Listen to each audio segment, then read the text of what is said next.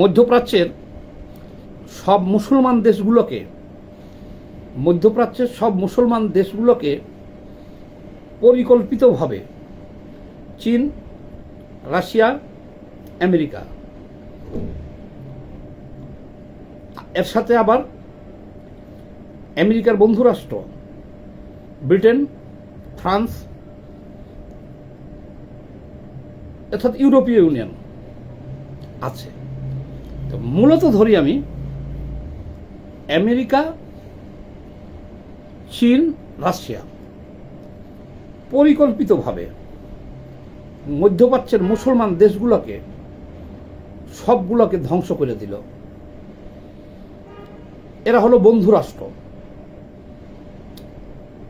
বন্ধু রাষ্ট্র পরিকল্পিতভাবে, ন্যাচারালভাবে, প্রাকৃতিকগতভাবে তেল সম্পদে একেবারে ভরপুর মধ্যপ্রাচ্যের এই দেশগুলোকে ধ্বংস করে দিল। কিভাবে আমি আপনাকে একটা একটা করে বুঝাই। দেখেন,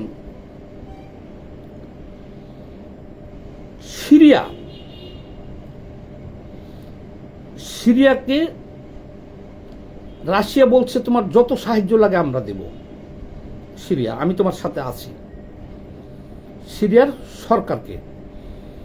এবং সেখানে রাশিয়ার বিমান, অস্ত্র সব ওখানে মোতায়েন করছে, রাশিয়ার সৈন্য মোতায়েন করছিল। আর ওই পাশ দিয়া আমেরিকা, এখনো আমেরিকান ঘাঁটি ওখানে আছে, আমেরিকার সৈন্য মোতায়েন করছে। তো সিরিয়ার যে সরকার পক্ষ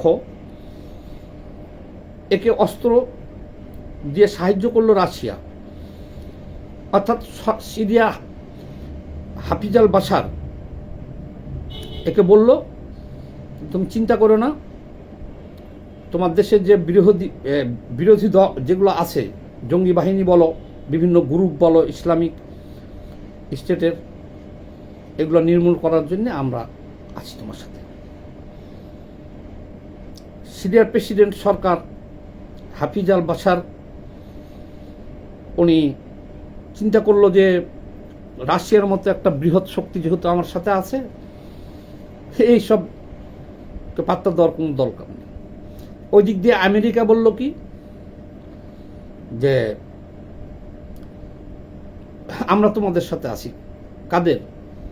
ওই যে বিভিন্ন যে জঙ্গি গোষ্ঠী আছে, সরকারের বিরুদ্ধে যেসব দল, উপদল, মধ্যপ্রাচ্যে তো বহুত এরকম গোষ্ঠী আছে, পৃথিবীর কোনো সভ্য দেশে এগুলো নাই। এই হুতি মুতি, হামাস মামাস, এরকম আল কায়দা, বহুত নামে বহুত সংগঠন, জঙ্গি সংগঠন। তাহলে এবার দেখেন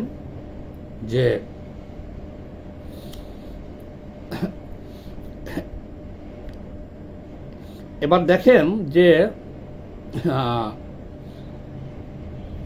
সিরিয়ার শেষে কি হলো? সিরিয়ার প্রেসিডেন্ট দেশ থেকে পালাই গেল, পালাই যেতে হলো, পতন হলো। কিন্তু তার আগে কি হলো? একটানা 12 বছর সেই দেশে গৃহযুদ্ধ হয়েছে। কত বছর? 12 বছর।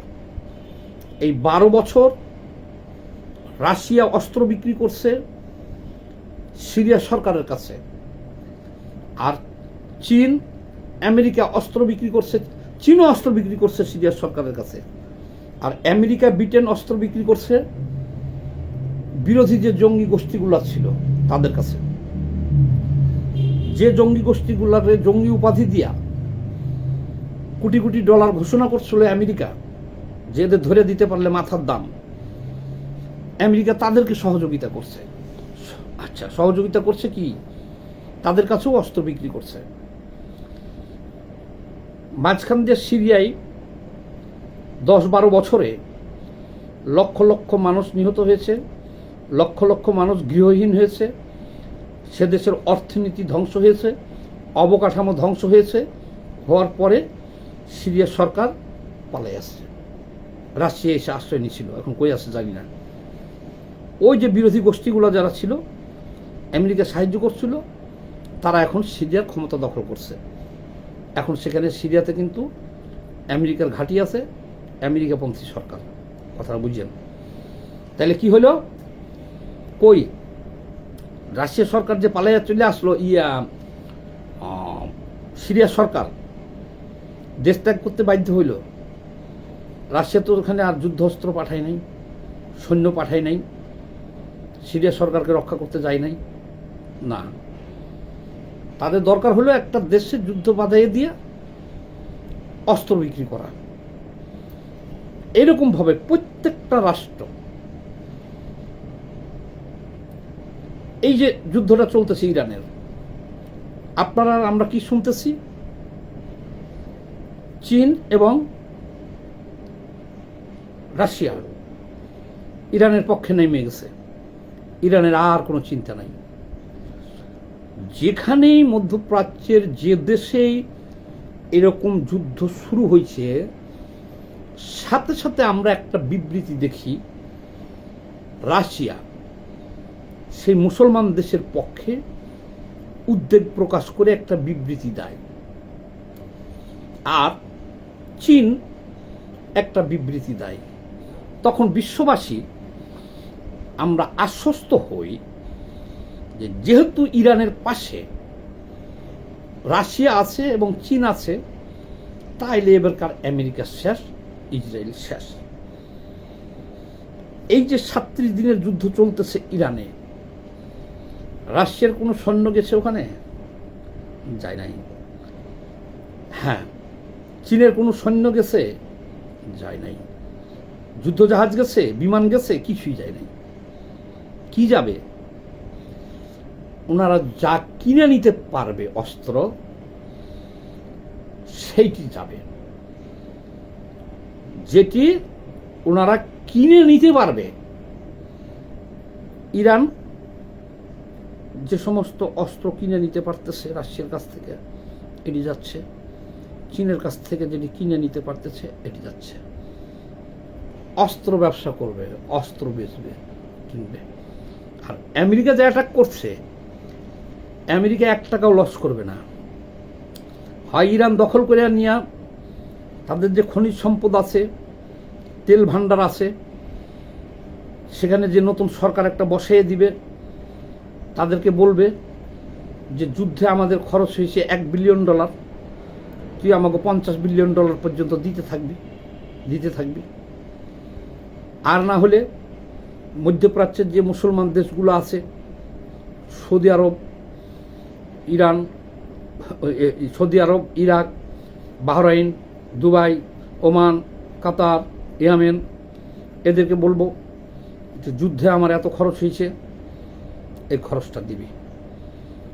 আবার সেই সমস্ত দেশের কাছে অস্ত্র বিক্রি করবে আমেরিকা, যে তোদেরকে তো আমি 12 মাস পাহারা দিয়ে রাখতে পারবো না, ঘাঁটি ঘুটি সরাইয়ে নিব, তোরা অস্ত্র কিন।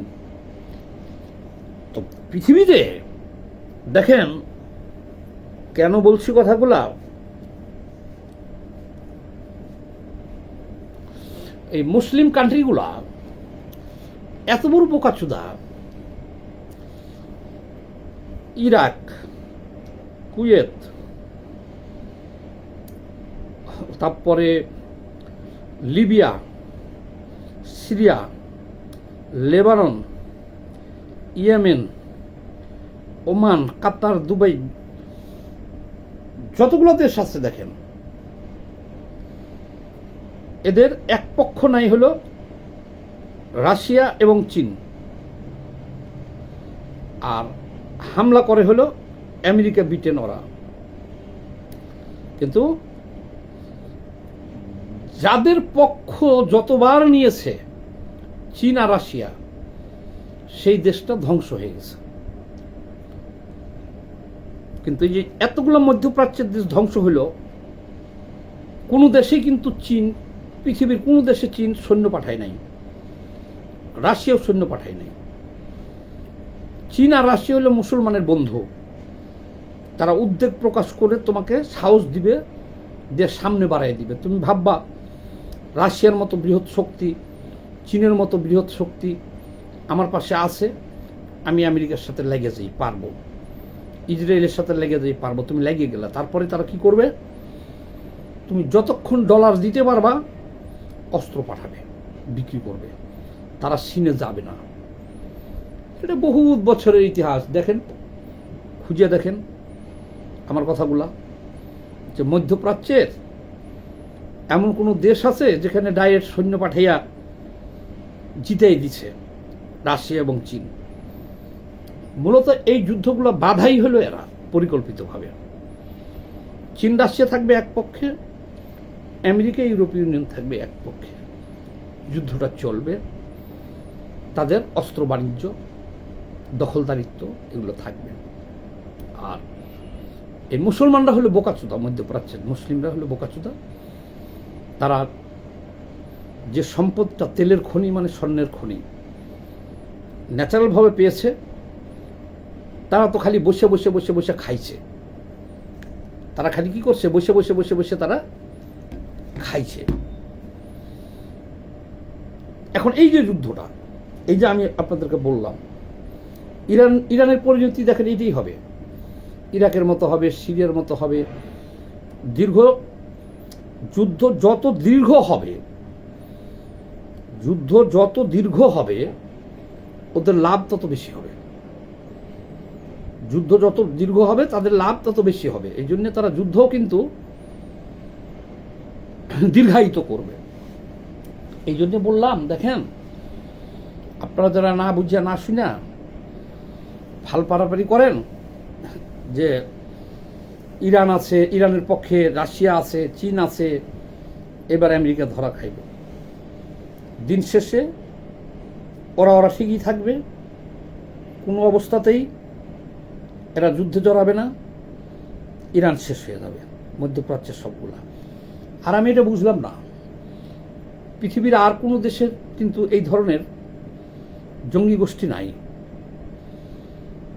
হামাস, হুতি, আইএস, আল কায়দা, আরও অসংখ্য গোষ্ঠী দেখেন, এরকম জঙ্গি বাহিনী তো সিরিয়া দখলই করে ফেলল।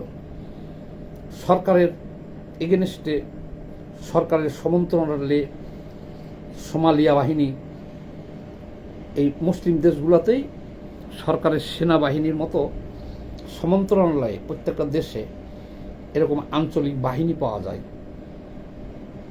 সকল বিশৃঙ্খলার মূলে এই বাহিনীগুলা। এই মুসলমানদের জ্ঞান ফিরবে কখন বলেন, কখন জ্ঞান ফিরবে? সবাই ভালো থাকেন, এই ভিডিওটা একটু বেশি বেশি করে শেয়ার দিয়ে দিন।